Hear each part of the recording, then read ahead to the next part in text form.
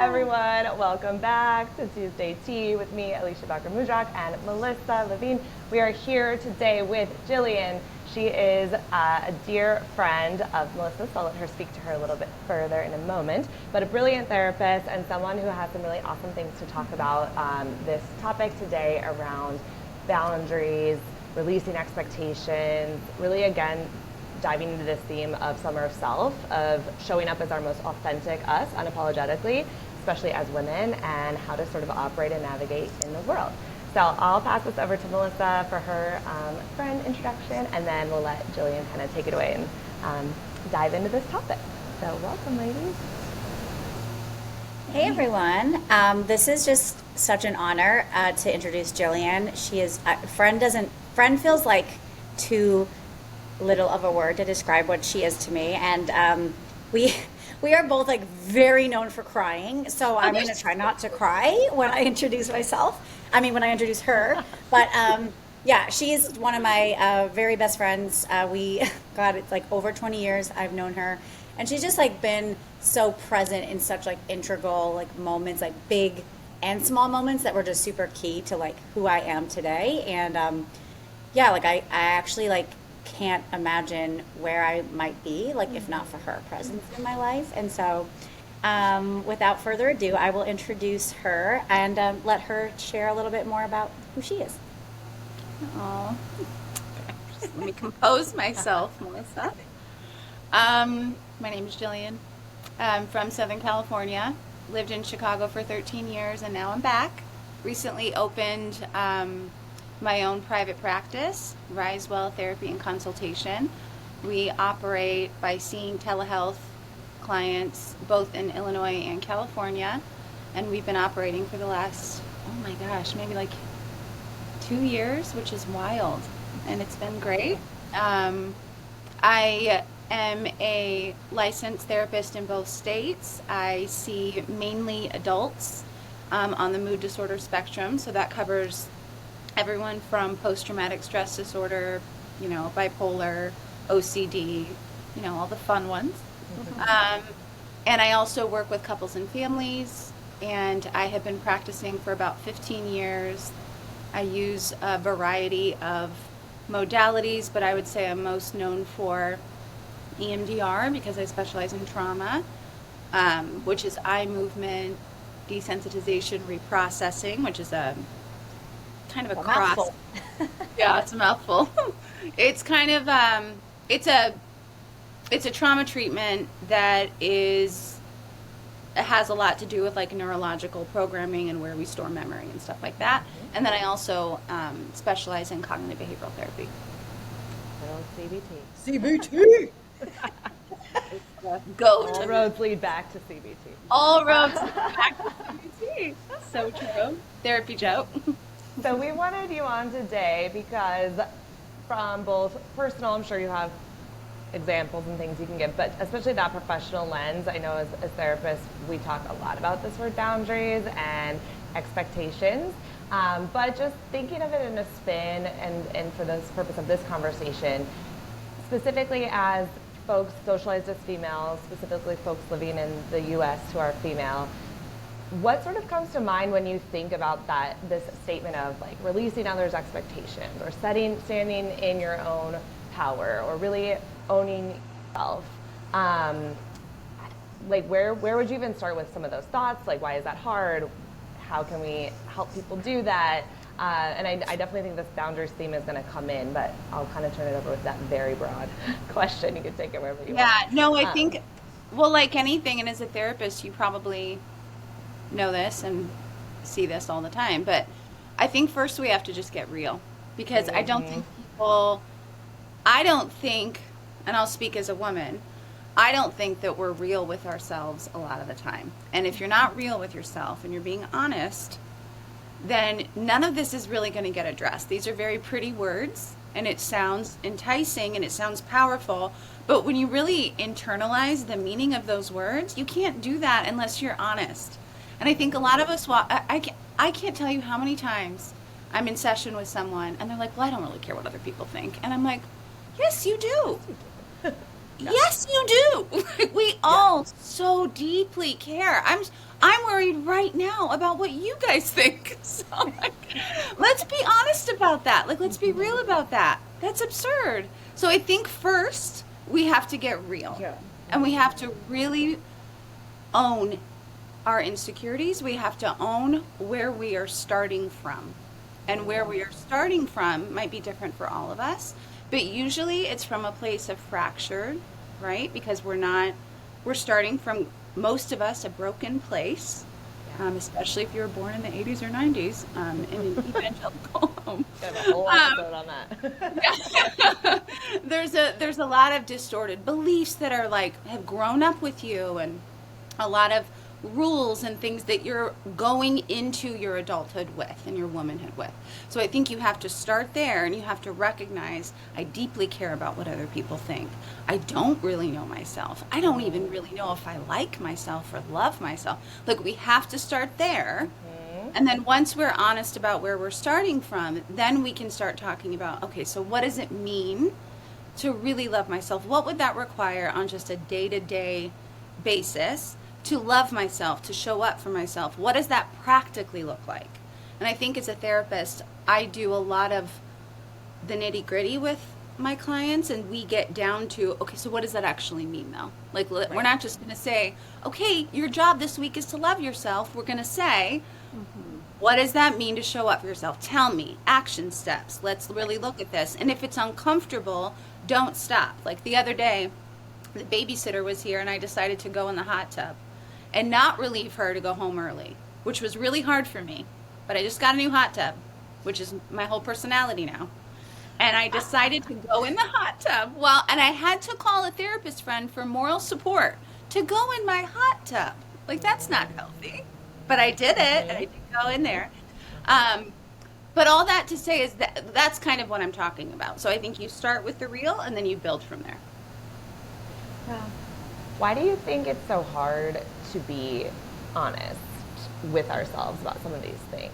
I agree with you wholeheartedly. I'm just curious, like, what are your thoughts on, like, what's at the root of what we're hiding from, what we're not owning, what we're not sure of? It probably could be lots of things, but, just curious. I think lots of things. Your ideas. I think we have to confront a lot of things that make us uncomfortable, especially things that we're still attached to. So, lessons that we learned in childhood from our parents. We have to confront pieces of our parents that were imperfect or that were even harmful. And that's really uncomfortable when you love and you're attached to someone. We also have to do that with religion, for example. If, like, you learned a lot of really unhealthy things from your religion, but you still subscribe to that belief system, then how do you parse the two? How do you piece that apart? So I think what prevents us a lot of times from being real is our attachment to to other things. So we have to kind of reconcile with that, and we have to also, I think, embrace duality. That it's okay to recognize fault in something or someone and still love them. It's not all or nothing. Yeah. So I think when we can embrace duality, that's a really good starting point, and will help us become more and more real. Right, because multiple things can be true at the same time. I think what happens too is what it made me think of, Jills, when you just said that, is like we get really attached to things as like such a key part of our identity, and that can be really uncomfortable to like unpack or like separate. Like the religion thing, for example, is sort of an easy one, since like really like all three of us like have thoughts and feelings about like growing up in that space, and for a long time, like that was like who I was. It wasn't like, oh, just part of me. It wasn't like, it was so much who I was, or who I was led to believe I should be, and all of these different things, that it is like painful and really hard and uncomfortable when you reach a crossroads where like maybe who you're becoming isn't really aligning with some of those things anymore. And then it can be like, well, what does that mean? Like, who am I? And I think like Alicia and I have talked a lot about here on like how our brain is like actually like scientifically wired to prevent discomfort. And so like when you confront those moments where like it can't help but be uncomfortable when something you felt either you should, I think for me it was mostly like how I was taught, like I should act, think, feel, whatever, right? And so when I eventually unpacked that some of those things weren't my personal beliefs at all, then what? Like now, like, now I'm like, what, like, who am I? And so that can be like really hard work, but I think you're right. I think you can't really create awareness of self and get to like some of those insecurities and things until you have confronted some of those pieces that maybe are really uncomfortable. And that's really hard to do. I love that you said that, because I think it reminded me of one of the ways that I frame this in session with people is first we do the deconstruction, which is facing all that discomfort and facing all the ick. But then there's this like moment of, well, then there's nothing. If I'm not this, then what am I? If I'm not, if I don't believe this, or I'm not accepted by this group, or I go against the group, then what am I? So there's that lull, and we have to figure out how to cope with that. But that's a really exciting opening, because it's almost like we've cleared the stage to reset it again. And that's when the reconstructing happens. So there's the deconstructing and then the reconstructing. So I love that you said that, because I language that a lot in my sessions with people, and it is really uncomfortable. Yeah. And just to even get like real on that topic, I think that the reconstruction is a lot of work and it's hard and it's not fun. And so I think that sometimes it's easier to live our life with others' expectations as the roadmap, or others' values, or others' ideals, than to actually come up with those for ourselves and continue to check in and realign. It doesn't mean it's a more rewarding or fulfilling life, but it is easier. It's hard to be a leader, and it's hard to be the leader of your own self. And so I think to just fall into something where you tell me what to do and I'll show up, and you're picking dinner and you're telling me how to behave and it's not as, again, like as rewarding or rich, or I think we're missing out on a huge part of who we can be. But I do think that construction piece, as hard as the deconstruction is, the construction is like hard. You think of demo, it's fun to smash walls and stuff. To actually then like build something and have plans and make sure it's done well, like that's a lot more work. And I think sometimes we don't want to do that. And so I think actually people get stuck in that lull sometimes. It's easy just to kind of flail there for a while, like, oh, well, I know I'm not going to do this anymore. I'm not going to do this anymore. But then, well, what are you going to do? What is your life going to be about? Well, I'd rather just distract myself. Right. I think particularly when it goes against potentially someone or something that you have or do love, like, or have had as part of you for a really long time. Like, I'm thinking of like, man, this is still really difficult for me at times, and I've come a long way and like still have a ton of work to do around like releasing the expectations of my parents, particularly my mom, because she's like more vocal in like her displeasure or like her disagreement maybe, and just like she can't, like, I have a hard time releasing that or going like against it out loud, because for me, kind of what you said earlier, Jills, it's like, okay, but like I still, like, it's like, how do you reconcile the fact that like I don't have a lot of those beliefs anymore, and I also love you, and so like how does that fit, and like how do I take like a healthy boundary or like step back, or how do I vocalize things that like when it feels like then you're going against the person when really you're not really going against the person. So I'm making like little strides every day, but like it's really hard, and I feel like I'm like very incredibly self-aware, and that's still like really hard for me to like go against my mom. And it's like I'm about to be 42 fucking years old on Friday, and like why is that hard for me? Like why is that still hard for me? Oh my gosh. This is why when I talk to you, Melissa, we can't ever just talk for 10 minutes, because we'll go all day. Because everything you say, I'm like hanging on it, and I have something else to say. But that is so true. It's really, really difficult. 'Cause not only is that like facing yourself, but being okay with however anyone else faces you. Like there have been many points in my life, especially within the last decade, where it has come down to, even if this person decides, whether it's blood or not, that I am no longer who they want me to be, if they take space from me, if they stop inviting me, I have a choice. I either am complicit in that and I bend and I try to be something I'm not and do things I don't believe in and act in ways that aren't in alignment with myself, or I'm true to myself. It's one or the other.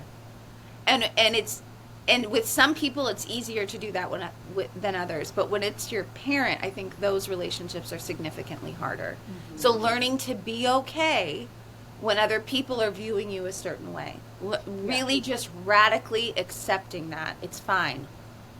It doesn't feel fine, and everything in me, my nervous system is on fire when I think about them rejecting me or having a poor opinion of me or correcting me. And then I get worried about, well, what's going to happen? Am I not going to be invited to this? But learning how to just radically accept the consequences of living in my truth and being who I authentically am is another huge piece of that reconstruction work. That both and coming into play again. Yeah. It can feel both very uncomfortable and wrong, and be healthy and the right step and a good decision all in the same time, which our brains hate because they want stuff really clean and organized and to make sense, and this doesn't always like fit that on paper, I think. No. Totally. And the thing that drew me to this topic was the piece about kind of going against family or going against friends, and like, how does one do that? And again, you start by being real and you do the work, that reconstruction work, but again, there's a lot of that radical acceptance that just comes into play. Melissa knows, and I think she would agree, back when I was younger, I was much more of a people pleaser, much more of a people pleaser.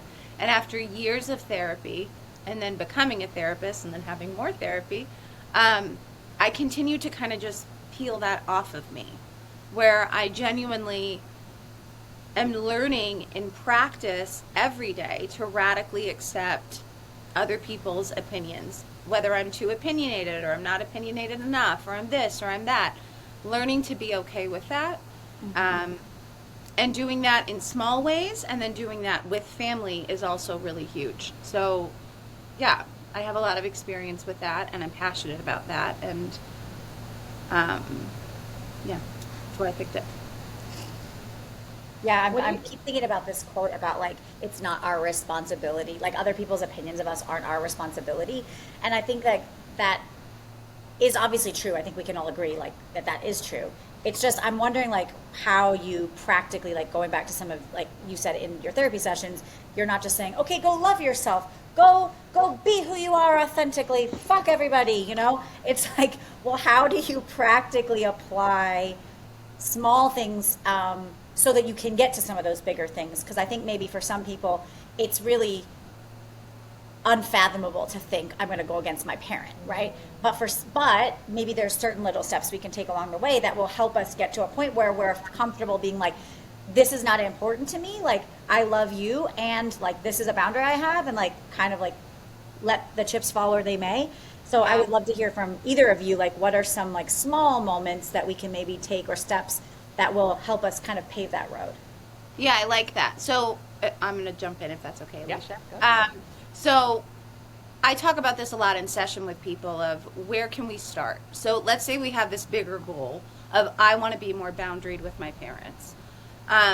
We talk about, okay, well that feels really overwhelming. It also can feel very aggressive if you're not someone who practices boundaries in your everyday life. That's true. So what we talk about is let's look for the small moments where you can just start implementing small limits. So that might be, I'm no longer going to answer the phone past 8 p.m. And I will send a text saying I'll call you back tomorrow. Or that might be when they bring up, let's say we have different political opinions of our parents. Let's just use that as a hypothetical. Totally not based in reality at all. Not at all.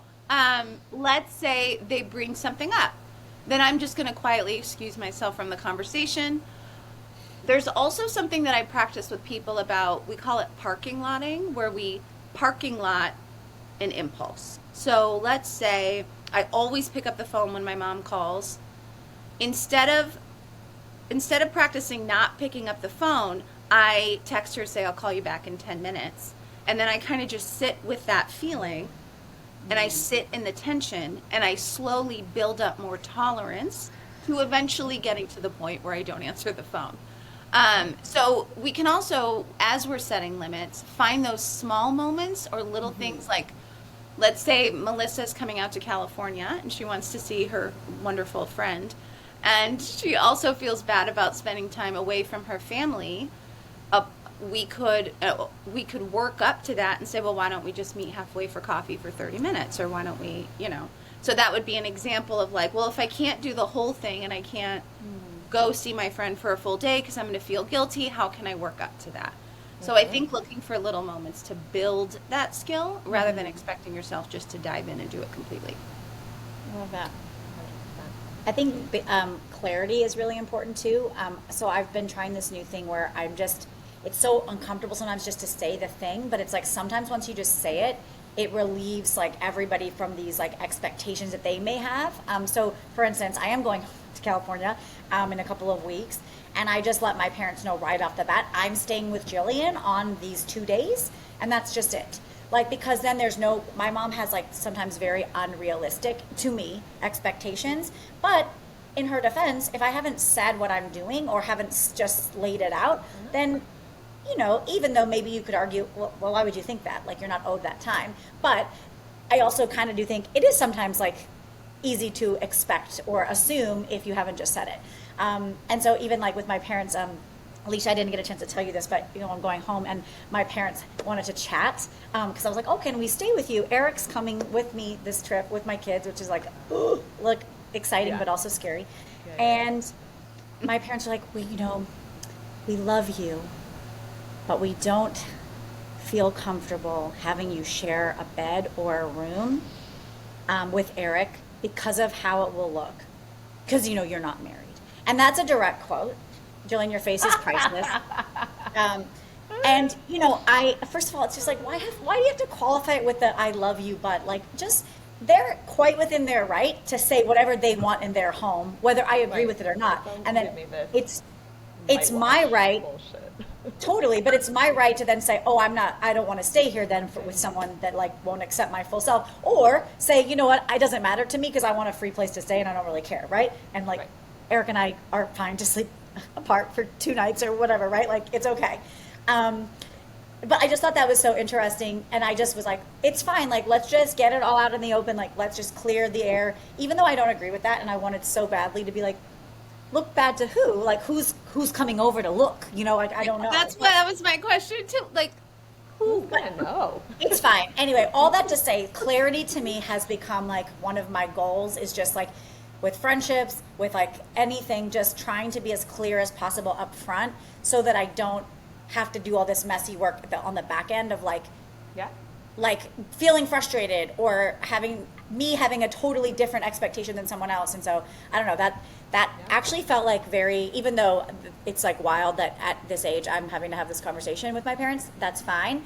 But like, it did feel good in terms of just like laying it all out there, So part of me doing the learning to be okay when other people aren't okay is recognizing that as a woman, how much we're programmed, again, especially in the church, to take care of other people and to constantly emotionally monitor the people around us, and to turn that off can be, that's essentially the epicenter of what we're talking about, but that's really difficult.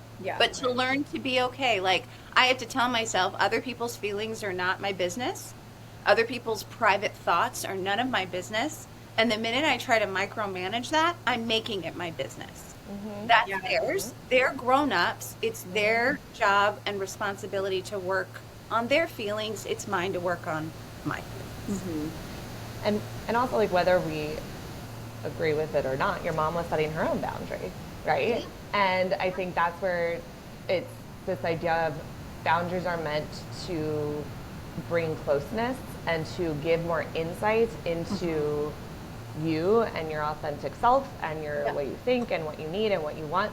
Now, you don't have to, she's put it on the table, and then you have a decision of what you're going to do with that, right? We don't have to like love everyone's boundaries. People don't have to understand ours. You don't have to understand hers.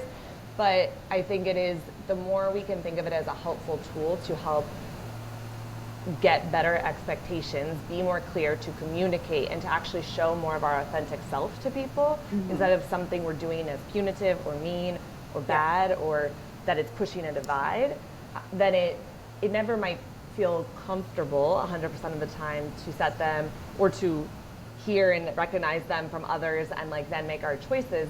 But it doesn't feel as bad, or maybe the guilt can go away if we can get that it's really about, you get to see more of me, right? Your mom's like, we really have this very strict belief about weds and where you sleep and all that.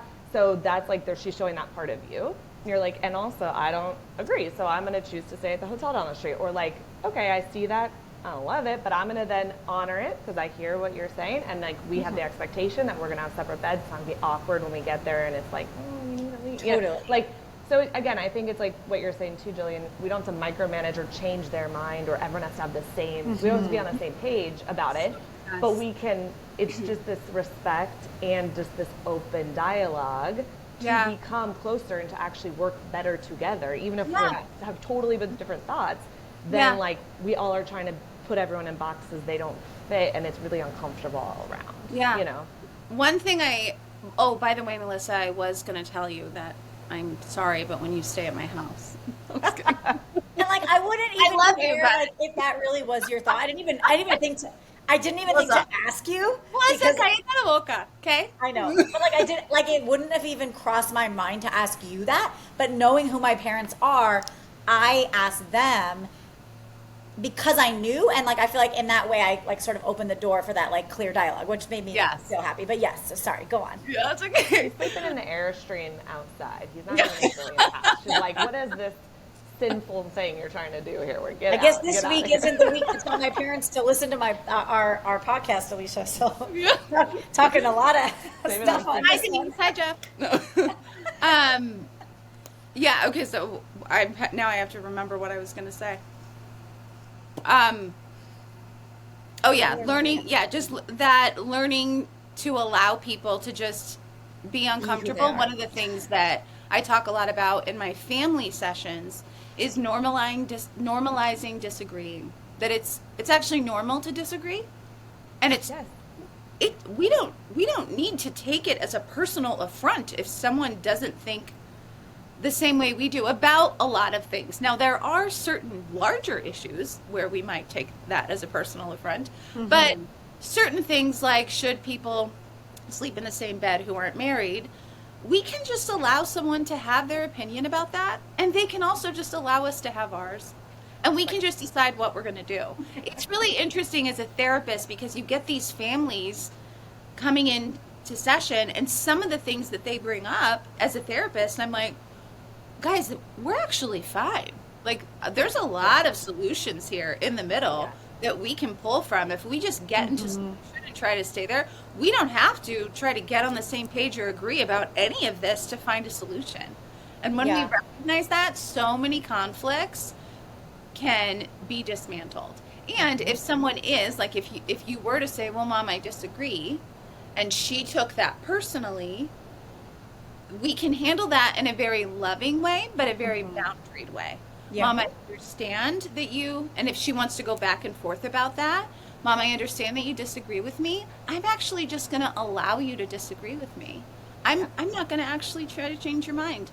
And I'm not going to actually explain my position because I'm not interested in agreeing with you on this. I'm okay that we disagree. Instead, I'm just going to propose these solutions to the problem. Yeah, I think that's a great point. And it goes back to our discussion of like multiple things can be true, and like there's lots of duality and lots of like things that kind of like live on a spectrum. And I don't know where that comes from of like we have to like get people to agree with us and like this is the right way. And it's like it's like this black and white mentality, and it's like that the world isn't black and white. Like of course there's some things that are like wrong and not wrong, but like there's just so much of the world that is like really personal and your choice and very opinion based. And I actually really think there's a lot of freedom in being like, I think that's a really good practical way of, because I think a lot of people that are like listening likely have conflicts with a coworker or a friend or a family member, and that's really empowering and freeing to just be like, I respect that you think that, and I'm going to let you think that, and I am going to think this, and we're just going to both move forward, you know? Yeah,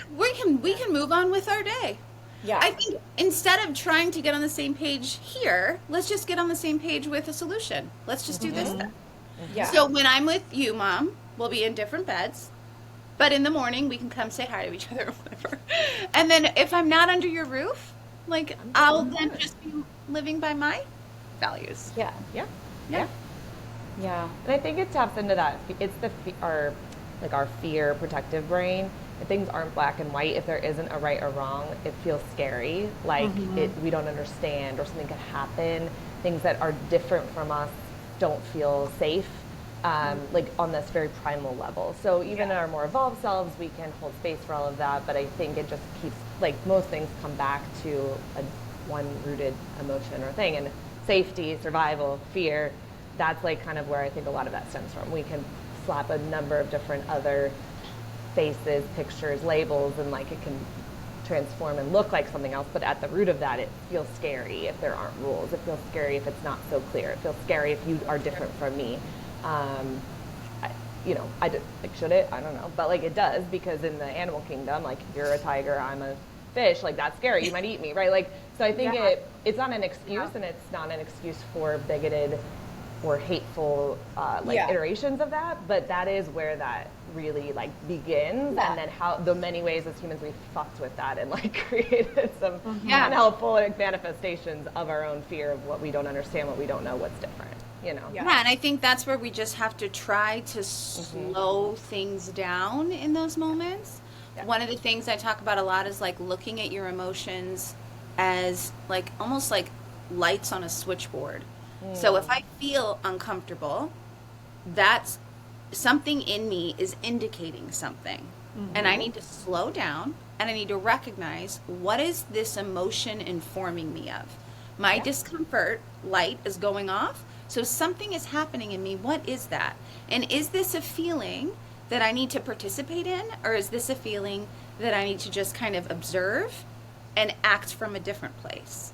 So even though my mom might be uncomfortable with something I'm doing, is that discomfort something that I should abide with and act on? Or is that something that I should just allow to exist and be there, but then choose to act from a different place? And the only way to really do that is to slow down that immediate instinct of discomfort and not be so reactionary with it. Yeah, I love that. It's like the Inside Out manual. Like they're all doing their little switchboard. We got the one person's in charge. No, every time. Don't you dare, anxiety. Shut up. Like I got you. Oh, I love that. Slowing it down does make sense, because I think it allows us to operate less on the feeling, because like feelings aren't always facts, and so like that's something like I'm working with Willow on right now in her therapy is like, it's your feeling is okay, like it's your anxiety is valid, your feeling is valid, and it's not real. So like that feeling isn't an actual thing. So we have to like reconcile that with like, honor my feeling in this moment. But like you're right, Jillian, there's no way of really doing that process unless we like take a moment and slow down, because otherwise we're just constantly acting viscerally, which we often know is not healthy or like the best way to do it. Yeah. Right. You're in reaction, not response.